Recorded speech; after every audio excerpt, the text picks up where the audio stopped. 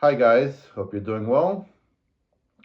Yet another brass related video. This is my Bach um, Stradivarius trumpet, by the way, that I got when I was 19. My first trumpet. So, if you want to hear a story, I was 19. I was playing in the university orchestra. I was not a music major. And there was a concerto competition kind of affiliated with the orchestra and the music department, and I practiced very hard, and I lost. I did not get even the third place.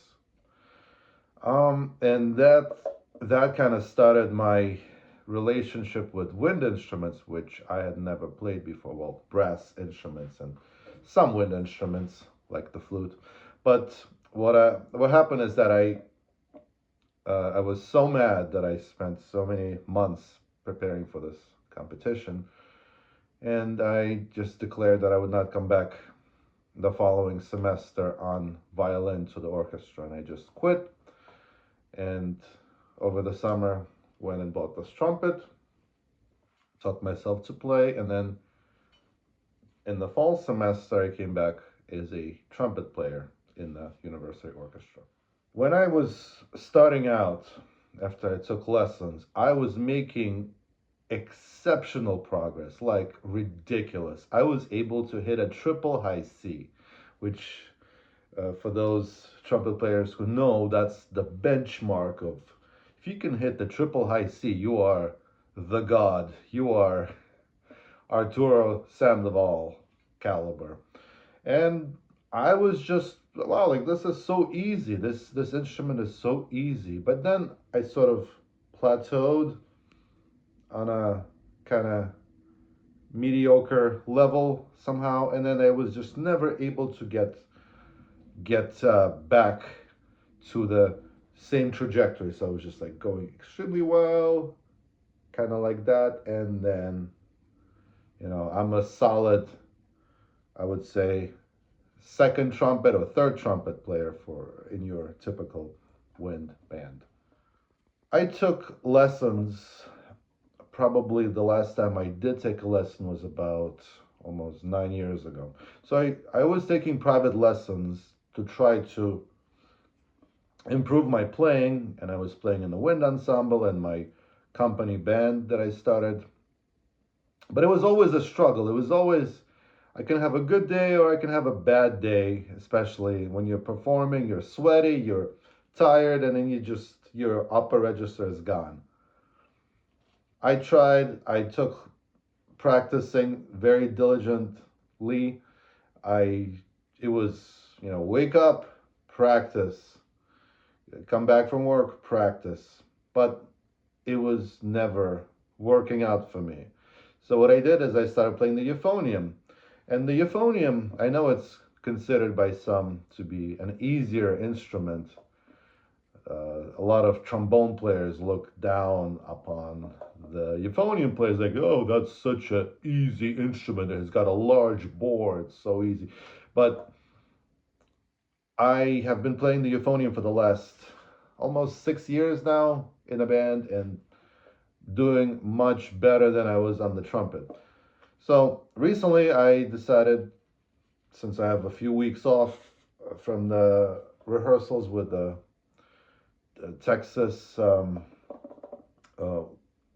concert band called the Heart of Texas. So I decided to remember how to play the trumpet. And here's what I realized after so many years and pointed me, nobody opened my eyes to these facts.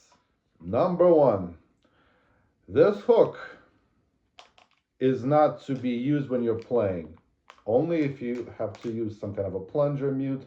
So what I did is I taped it because it was such a habit for me to always put my pinky in this hook. What it does is it creates an extra pressure and it develops bad habits when you're playing the trumpet. So this is my uh, my trick to kind of unlearn this bad posture, if you will, of 20 something years, 20, gosh, 25 years. Oh my gosh. Yeah, so that's the first thing. The second thing is I realized that my embouchure was incorrect after watching some videos on YouTube. So the main problem with my embouchure when I'm playing on a high brass instrument, being the trumpet, is that my teeth were getting in the way of my lips buzzing. So let me explain what is going on. If we look at a mouth, by the way, I realize I have stuff on my fingers. I was fixing the pool. If we look at the mouth, so the correct thing to do is that you have to have your lips vibrate, but the teeth, if you're trying to vibrate them over the teeth, they are preventing the vibrations. And this is what happens when you're especially jamming the trumpet in your face and the teeth are in the way, the notes just choke out and you get tired. So what you need to do is you need to make sure that you open your mouth while forming the embouchure. So it's there, it has to be a gap for the air to travel through.